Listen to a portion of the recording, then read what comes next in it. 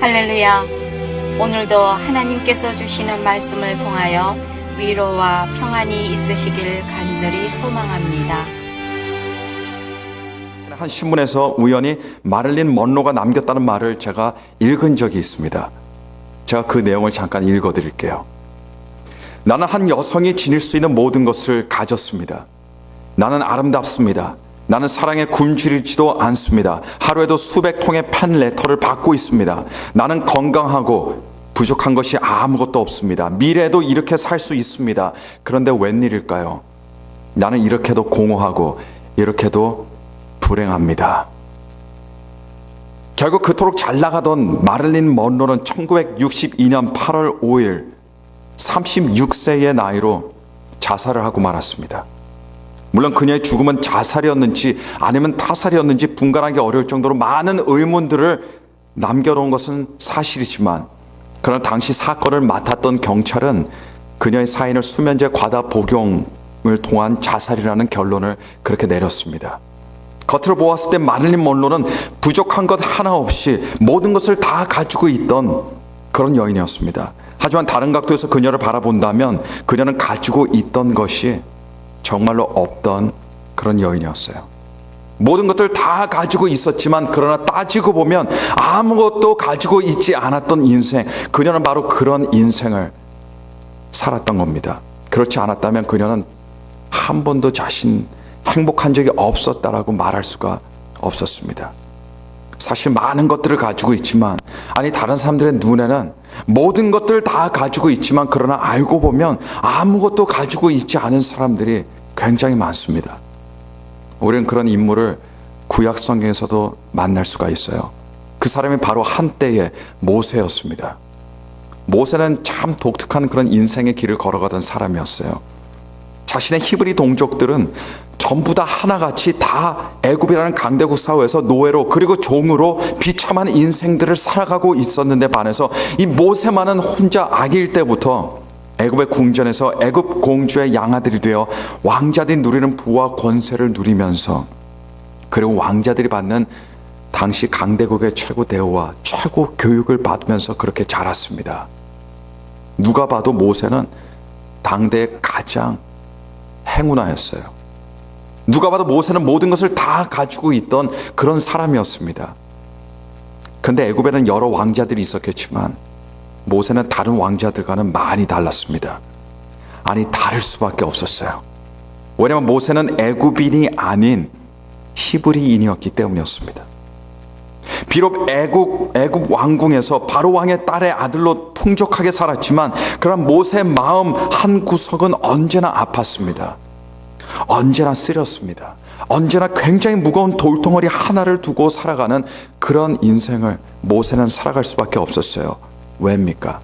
왜냐하면 자신의 친어머니, 친형제들 비롯해서 자신의 동족은 전부 다 노예였기 때문이에요. 노예로 애굽인들의 억압을 받으면서 불행하게 그렇게 살아가고 있었기 때문이었습니다. 그러던 어느 날 하루는 모세가 한 애굽인이 히브리 사람 곧 자기 형제를 치는 것을 보았습니다. 애굽인이 히브리 사람을 괴롭히는 것은요, 당시에 전혀 이상한 일이 아니었어요. 왜냐하면 히브리인들은 노예들이었기 때문입니다. 당시 노예들에게는 인권이라는 것이 없었습니다. 노예들에게는 그저 힘든 노역과 애굽인들의 억압만 있을 뿐이었습니다. 자신의 동족이 맡고 있는 이 장면을 우연히 목격하게 된 모세의 마음에 분노가 갑자기 치밀어 솟아올랐습니다. 비록 애굽의 왕가에서 자라면서 애굽의 좋은 것들을 누리면서 자랐지만 그러나 그도 결국은 누굽니까? 애굽인이 아닌 히브리 사람이었습니다. 모세는 순간적인 충동으로 자신의 동족을 치던 그 애굽인을 그 자리에서 때려 죽이고는 죽은 애굽인의 시체를 모래 속에 은폐했습니다. 이쯤 되면 자신의 동족들에게 인정을 받기 시작하고 적어도 감사의 표시는 받을 것이라고 생각했겠지만 그런 상황이 아주 엉뚱하게 돌아가게 되었습니다.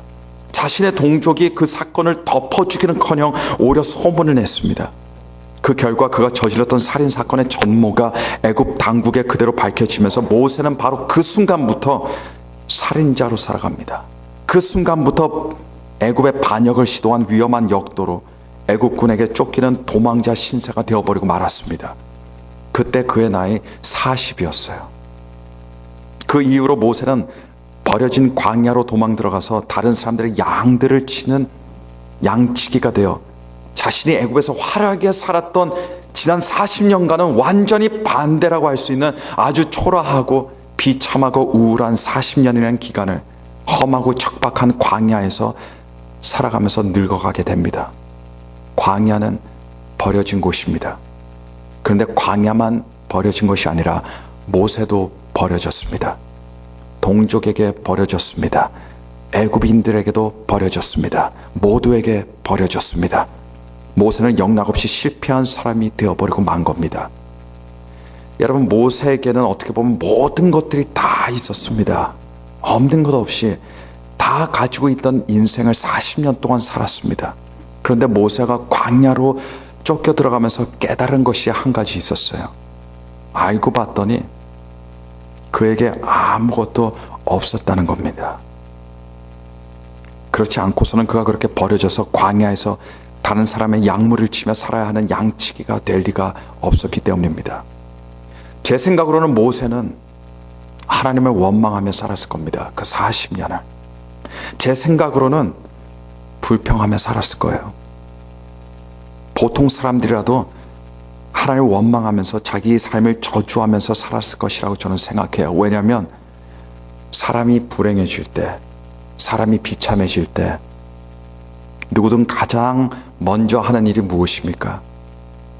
바로 하나님을 원망하는 일입니다. 세상을 원망하는 일입니다. 사람들을 원망하는 일이기 때문이에요. 한국도 그렇고 미국도 그렇고 많은 대도시에서 간혹 일어나는 일들 중에 하나가 이유 없는 자동차 테러입니다. 어디에다가 잘 주차해놨던 자동차 유리가 깨져 있거나 사이드 미러가 깨져 있거나 아니면 누군가가 의도적으로 금속 물건으로 자동차 차체를 그어놓는 일들이 굉장히 많이 일어나고 있어요. 근데 대개 이런 일은 차 주인이 전혀 알지 못하는 어떤 사람에 의해서 일어납니다. 아무런 관계도 없어요. 그러나 그런 일들이 일어나요. 그래서 이런 사건들을 이유 없는 자동차 테러라고 부릅니다. 또 때로는 간혹 길거리에서 아무런 이유도 없이 지나가는 사람을 폭행합니다. 심지어 지나가는 사람, 모르는 사람, 한 번도 본 적도 없는 사람인데 살인을 합니다. 그런 일들이 자행되어지고 있어요. 소위 이런 일들을 일컬어서 뭐라고 말합니까? 묻지마 폭행사건, 묻지마 살인사건이라고 불러요. 물어봤자 소용이 없어요. 왜냐? 이유가 없기 때문입니다. 그런데 사실 그런 범죄들, 여러분 결코 이유 없이 일어나는 범죄들이 아닙니다. 이유가 다 있어요. 그 이유가 다른 어떤 범죄들보다도 뚜렷합니다. 더 분명합니다. 그 이유가 무엇입니까? 세상에 대한 원망입니다. 인생에 대한 미움이에요. 저주입니다. 증오입니다. 이것보다 더 뚜렷한 이유 없습니다. 당시 세상에 대한 원망과 미움과 증오를 가질 만한 사람이 있었다면 그 사람은 바로 모세였습니다. 그런데 문제의 근본으로 다시 돌아가서 한번 생각해 볼게요. 모세의 인생이 어쩌다가 그렇게 되었을까요? 모든 것들 다 가지고 있던 모세가 어떻게 그런 신세로 전락되어 버리고 말았을까요? 왜 하나님께서는 모세를 사용하시지 않으셨습니까? 근데 모세가 실패할 수밖에 없었던 이유를 알기 위해서는 모세가 가지고 있던 것들을 보면 답이 안 나와요. 절대로 답이 나오지 않습니다. 왜냐하면 그가 가지고 있던 것 때문에 실패한 것이 아니기 때문에요. 우리는 모세가 가지고 있지 않던 것을 찾아봐야 됩니다. 별로 없었지만, 모세가 가지고 있지 않던 것이 별로 없었지만 그러나 무엇을 가지고 있지 않았나를 봐야 돼요. 왜냐하면 그가 실패한 이유가 바로 거기에 있었기 때문입니다. 그렇다면 모세에게 없던 것이 무엇이었을까요? 저희 교회에서 이루어지는 제자 훈련인 예비코에서 지금 예수님의 사람이라는 책을 가지고 한 10명쯤 되는 분들이 같이 훈련을 받고 있어요. 근데 저희가 사용하는 교재 어느 한 부분에 이런 질문이 있습니다. 여러분은 천국에 가서 예수님을 처음 만난다면 어떻게 인사하시겠습니까? 여러분 이런 생각 해보신 적이 있으십니까? 내가 예수님을 만나면 무슨 말을 가장 먼저 할까? 참 재밌고 흥미로운 질문이에요. 근데 이 질문이 참 흥미롭고 재미있는 질문이지만 저와 여러분들이 알아야 할 것은 언젠가는 모두가 맞닥뜨려야 하는 그런 상황이 될 것이라는 겁니다. 왜냐하면 언젠가는 우리 모두가 각기 그때는 다르겠지만 예수님을 만나게 될 것이기 때문입니다. 근데 이런 질문과 함께 저희가 사용하는 교재는 저자의 경험을 간단하게 소개하는 부분이 있어요. 저자에 의하면 2004년도에 대학생들을 대상으로 하는 북경 코스타에 참석을 했는데, 그때 어느 한 목사님이 집회에 참석한 그 청년들에게 이 똑같은 질문을 했다고 합니다. 여러분들이 천국에 가서 예수님을 처음 만나면 뭐라고 대답하시겠어요? 그런데 이 질문 뒤에 설교자가 이런 말을 했어요. 아마 대부분이 예수님에게 이렇게 인사할 겁니다. 예수님, 말씀 많이 들었습니다. 네. 저는 이 부분에서 정말 웃지 않을 수가 없었어요. 근데 가만히 생각해 보면 적지 않은 사람들이 정말 그렇게 말할 수도 있겠다라는 그런 생각이 들었습니다. 왜냐하면 예수님에 대한 말씀만 많이 들었지 실제로 예수님과의 깊은 사귐의 교제, 예수님과의 진짜 교제를 나눈 사람들이 많지 않기 때문입니다. 사도 바울도 모세처럼 많은 것들을 가지고 있던 사람이었습니다. 가지고 있던 것들이 많으니까 누구보다도 열정이 뛰어났어요. 자신의 소신이 있었습니다. 자기 보기에 옳은 대로 그렇게 살아가던 사람이었어요. 그래서 예수님 믿는 사람들을 핍박했습니다. 박해했습니다. 예수님에서 잘 알고 있었어요. 많이 들었기 때문이에요. 그래서 예수님 믿는 사람 보면 그 사람을 잡았습니다. 그런데 하루는 다메섹이라는 곳으로 가는 길거리에서 예수님을 처음 만납니다. 사도 바울이 예수님을 처음 만나요. 그때 사도 바울이 예수님을 처음 만났을 때 뭐라고 이야기했는 줄 아십니까? 예수님을 만나자마자, 처음 보자마자 한 말이, 주여 니시오니까 누구십니까? 다시 모세 이야기로 돌아와서요, 여러분. 모세는 정말 많은 것들을 가지고 있었습니다. 심지어 그는 다 가지고 있었던 사람이었다라고 표현해도 부족함이 없는 사람이었어요. 그런데 그는 실패했습니다. 왜냐하면 모세가 가지고 있지 않던 결정적인 한 가지가 있었기 때문이었어요. 그 한 가지가 무엇이었습니까? 바로 하나님이었습니다. 물론 하나님에 대해서 많이 들어서 알고 있었어요. 물론 하나님께서 어떻게 자신의 조상들을 축복하셨고 어떻게 어떤 축복의 약속을 하나님께서 주셨는지 알고 있었습니다. 그런데 문제는 세상을 만드시고 모세 자신도 만드신 그 하나님을 모세는 개인적인 차원으로 몰랐다는 겁니다. 모세 당시는요, 다신론의 사회였습니다. 애굽 사람들이 한두 신도 아니고 여러 신들을 섬겼어요. 모세에게 있어서 하나님이 어떤 분이셨냐? 애굽인들이 섬기는 그 많은 신들, 이 정도 수준이었다는 거예요. 이 정도 경지였다는 거예요. 거기서 그 이상도 아니고 이하도 아니었습니다. 한참 후대 사람이지만 이스라엘에는 엘리 제사장이라는 그런 사람이 있었습니다. 근데 이 엘리 제사장에게는 두 명의 아들들이 있었어요. 이 두 명의 아들들의 이름이 홈니와 비느하스였습니다. 아버지가 이스라엘 제사장이다 보니까 두 아들들은 자연스럽게 하나님의 성막에서 자랐습니다.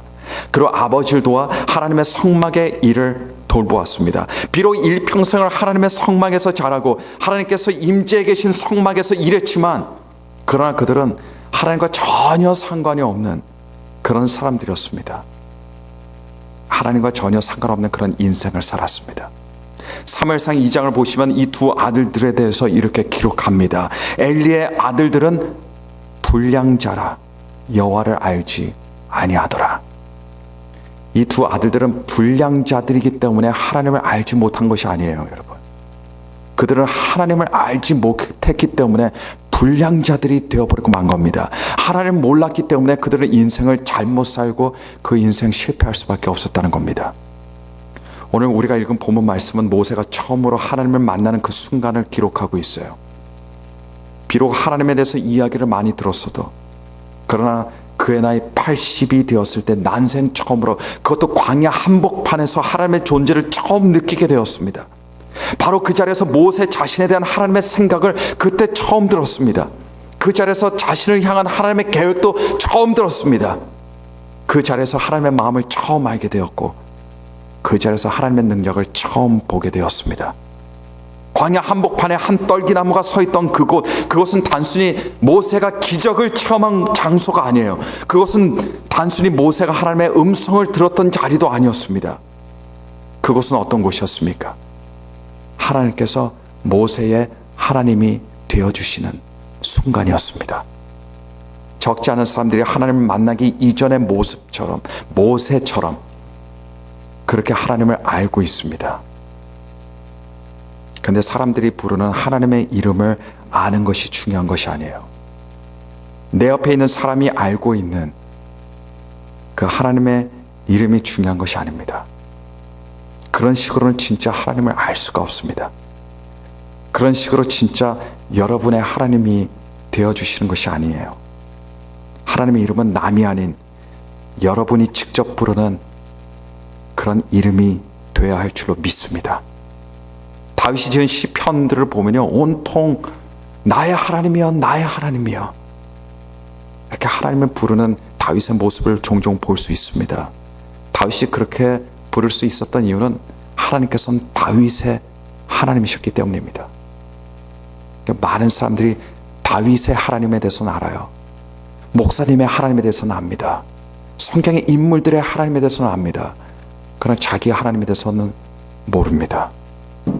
사무엘상 5장에 보시면 블레셋 사람들이 이스라엘과의 전투에서 승리를 했습니다. 승리를 해서 하나님의 궤를 탈취해서 왔습니다. 하나님의 궤가 얼마나 소중하고 얼마나 거룩한 겁니까? 하나님의 거룩한 임재를 상징하던 것이 이것이 하나님의 궤였습니다. 이스라엘 사람들이 가지고 있던 것 중에 가장 귀한 거였어요. 그들의 정체성이 담겨져 있던 물건이었습니다. 근데 이스라엘 백성들이 하나님의 궤를 빼앗기고 났더니 온 진영이 발칵 뒤집혔어요. 왜냐하면 다른 것들도 아니고 그 하나님의 궤를 빼앗겼기 때문입니다. 블레셋 사람들이 얼마나 기분이 좋았겠습니까? 그래서 그 하나님의 궤를 가지고 자신들이 가지고 왔어요. 근데 그 이후부터 이상하게 불길한 일들이 일어납니다. 고통스러운 일들만 일어나요. 그 결과 블레셋 사람들은 자신이 탈취한 하나님의 궤를 다시 이스라엘에게 돌려보냈습니다. 여러분, 그 귀한 하나님의 궤가 왜 블레셋 사람들에게 축복이 되지 않았겠습니까? 왜 하나님의 임재를 상징하던 그 궤가 블레셋 사람들에게는 오히려 화가 되었을까요? 왜냐하면 블레셋 사람들이 그 거룩한 하나님의 궤를 가지고 있었어도 그들은 여전히 하나님을 몰랐기 때문이었습니다. 그들이 하나님의 임재를 목격했어도 여전히 그들은 자신들의 우상인 다곤 신상을 숭배했기 때문이었습니다. 그들에게 있어서는 하나님은 이스라엘의 하나님이었지 자기들의 하나님이 아니었습니다. 모세는 이전에 다른 사람들에게 하나님에 대해서 이야기를 들었습니다. 아브라함에 대해서도 들었습니다. 자기들 조상 이삭에게 이삭 이야기도 듣고 요셉의 이야기도 들었어요. 근데 여러분, 하나님에 대한 다른 사람들의 의견이 여러분들에게 중요한 것이 아니에요. 유명한 신학자, 유명한 철학자가 생각하고 말하는 하나님을 아는 것이 중요한 것이 아닙니다. 우리는 우리가 직접 하나님께서 어떤 분이신가를 알아야 됩니다. 왜냐하면 그것이 참된 하나님에 대한 지식이기 때문입니다. 여러분들 모두 아담과 하와에 대해서 굉장히 잘 아실 거예요. 그런데 아담과 하와를 아는 것이 중요한 것이 아니에요. 아담과 하와의 이야기를 여러분께서 잘 아신다고 해서 여러분께서 기독교인이 되는 것이 아닙니다. 진정한 기독교인은 아담과 하와가 에덴 동산에서 함께 거닐며 함께 교제를 했던 그 하나님을 아담과 하와처럼 하나님과 그렇게 교제하며 그 교제 속에서 하나님을 알게 될 때 그때 진정한 그리스도인이 되는 겁니다. 에녹이 하나님과 동행하며 살았다는 것을 아는 것이 여러분 중요한 것이 아니에요. 정말 중요한 것은 에녹이 즐겼던 하나님의 임재와 똑같은 그 임재 속에서 살아가면서 그 임재 속에서 누리는 기쁨과 행복이 무엇인지 아는 것, 그리고 그렇게 에녹처럼 하나님과 동행하는 것, 여러분 그것이 중요한 거예요. 단순히 우리가 노아에 대해서 아는 것이 중요한 것이 아니에요. 정말 중요한 것은 노아처럼 자신의 인생을 하나님께 드리는 것. 그래서 하나님의 구원의 사역의 아주 조그만 일부분이라도 하나님께 쓰임받고 사용받는 것이, 이것이 중요한 겁니다. 다윗 왕이 뭐라고 그랬습니까? 아무리 오랫동안 왕궁에 살아봤자 단 하루라도 하나님 성전의 문지기로 사는 것이 자신의 소원이라고 말했습니다. 왜냐? 하나님을 알았기 때문입니다. 하나님과의 관계가 있었기 때문에요. 하나님은 여러분들에게 어떤 하나님이 되셔야 됩니까? 실제로 여러분들이 부르는 하나님이 되셔야 됩니다. 하나님께서는 실제로 여러분께서 경외한 하나님이 되셔야 됩니다. 하나님께서는 실제로 여러분께서 동행하시는 그런 하나님이 되어야 되실 줄로 믿습니다. 마태복음 7장 21절에는 나더러 주여 주여 하는 자마다 천국에 다 들어갈 것이 아니요 다만 하늘에 계신 내 아버지의 뜻대로 행하는 자라야 될지니라라고 이렇게 말씀하고 있습니다. 이 말씀이 의미하는 것이 무엇이에요? 하나님은 여러분들이 실제로 사랑하는 분, 여러분들이 실제로 따르는 분, 실제로 순종하는 분이 되어야 여러분들의 진정한 하나님이 되신다는 것을 말하는 겁니다. 그렇지 않고서는 하나님께서는 그저 다른 사람들의 하나님만이 되실 뿐이에요. 행여 예수님을 처음 만날 때 그런 사람들이 할 수 있는 말은 이거 하나입니다. 예수님, 말씀 많이 들었습니다. 이것밖에는 될 수가 없는 겁니다. 사도행전에 보시면 스게와의 7 아들들에 대한 이야기가 나옵니다. 이들 중 2사람이 예수님에 대해서 이야기를 들었어요. 사도 바울에 대해서 많이 들어서 알았습니다. 그리고 봤어요. 사도 바울처럼 되기를 원했습니다. 자기들도 능력을 행사하기를 원했습니다. 권능이 있는 삶을 살기를 원했습니다. 그래서 막이 들린 사람에게 사도 바울이 하는 것처럼 똑같이 그렇게 했어요. 그랬더니 악귀가 그들에게 이렇게 말합니다. 내가 예수님도 알고 바울도 알지만 너희는 도대체 누구냐? 그리고 악기 들린 사람이 그 2사람에게 뛰어올라 그들을 억제하니 이들이 실컷 두들겨 맞고 벗겨진 몸으로 도망하는 일이 벌어지고 말았습니다. 얼마나 많은 사람들이 여러분 실족하고 시험됩니까? 주님의 길을 따르면서 교회 나오면서, 그러나 사실 따지고 보면 두들겨 맞고 벗겨진 몸으로 도망가는 모습과 다를 것이 없는 겁니다. 스게와의 2 아들들이 예수 그리스도 이름을 불렀음에도, 예수 그리스도 그 이름을 불렀음에도 여러분 왜 실패했습니까? 왜냐하면 아무리 예수님의 이름을 말해봤자 예수님을 알지 못했기 때문입니다. 마릴린 먼로는 모든 것들 다 가지고 있는 듯한 삶을 살았지만, 그러나 그녀가 가지고 있지 않은 것이 분명히 있었어요. 그녀가 가지고 있지 않던 것이 너무나도 중요한 것이었습니다. 그녀에겐 진리가 없었어요. 그녀에겐 예수 그리스도가 없었습니다. 모세는 애굽의 왕자로 있을 때 모든 것들을 다 가지고 있는 듯 했지만, 그러나 그 또한 사실 없던 것이 있었어요. 그 없던 것 하나가 그로 하여금 아무것도 없는 사람처럼 그렇게 만들었습니다. 모세가 실패할 수밖에 없었던 이유도 바로 여기에 있었습니다. 하지만 그가 하나님을 알게 되고, 하나님이 남의 하나님이 아니라, 내 아버지 어머니의 하나님이 아니라, 내 자식들의 하나님이 아니라, 내 친구의 하나님이 아니라, 내 주변 사람들의 하나님이 아니라 모세 자신의 하나님이 되는 순간, 모세는 그렇게 하나님의 인도를 받으며 진리의 삶을 살아가기 시작한 겁니다. 아니, 엄밀히 말하면 진짜 인생을 살아가기 시작했던 겁니다. 여러분, 진짜 인생은 예수 그리스도를 알면서 시작되는 것이, 이것이 진짜 인생입니다. 아무리 많은 경험들이 있고 많은 지식이 있어도, 아무리 오래 살았어도 예수님께서 빠진 인생, 그 인생은 아무 인생도 아니에요. 텅 빈 인생이 될 수밖에 없습니다. 진리가 없다면 아무 소용이 없어요. 예수님의 십자가가 없는 인생은 진짜 인생이 아닙니다. 진짜 생명을 살아가는 것이 아니에요. 진짜 삶을 살아가는 것이 아닙니다. 오늘날 아무도 진리에 대해서는 관심이 없습니다. 진리가 돈을 가져다 줍니까? 뭘 합니까? 그러나 진리가 해주는 것이 무엇인지 아십니까? 진리는 진짜 인생을 가져다 줍니다. 진리는 진짜 생명을 가져다 줍니다. 진리는 진짜 평안과 기쁨을 가져다 줍니다. 이것이 바로 진리입니다. 아무리 있을 것 다 가지고 있어도 진리가 없으면 아무것도 가지고 있지 않은 거랑 같아요. 좋은 집에서 살면 뭐합니까? 은행에 돈이 많으면 뭐합니까? 좋은 차들을 몰고 다니면 뭐합니까? 그런 진리가 없는 삶은 껍데기 삶이 될 수밖에 없습니다. 사도 바울이 예수님을 알고 나서 이전에 알고 있던 것들이, 심지어는 모든 것들이 화장실에 있는 배설물과 같다고 이렇게 여기고 이렇게 말했습니다. 그리고 예수 그리스도를 아는 지식만이 가장 귀하고 값진 것이라고 말했습니다. 사도 바울은 십자가에 달려 돌아가신 예수님을 알면서부터 예수님께서 그의 하나님이 되어주신과 동시에 진짜 인생을 예수 그리스도와 함께 살기 시작한 겁니다. 여러분, 진짜 용서하는 사람은 진짜 예수님의 용서를 받은 사람만이 진짜 용서를 하며 살아갑니다. 진짜 거룩한 삶을 살아갈 수 있는 사람은 하나님의 거룩하심을 체험한 사람만이 거룩한 인생을 살아갑니다. 진짜 예수님의 뒤를 따르는 사람은 정말 예수님을 만난 사람만이 따를 수 있는 길이 바로 예수님께서 걸어가신 그 길입니다. 예수님을 진짜로 만나시고 예수님과 진짜로 동행하시는 여러분 되시길 바랍니다.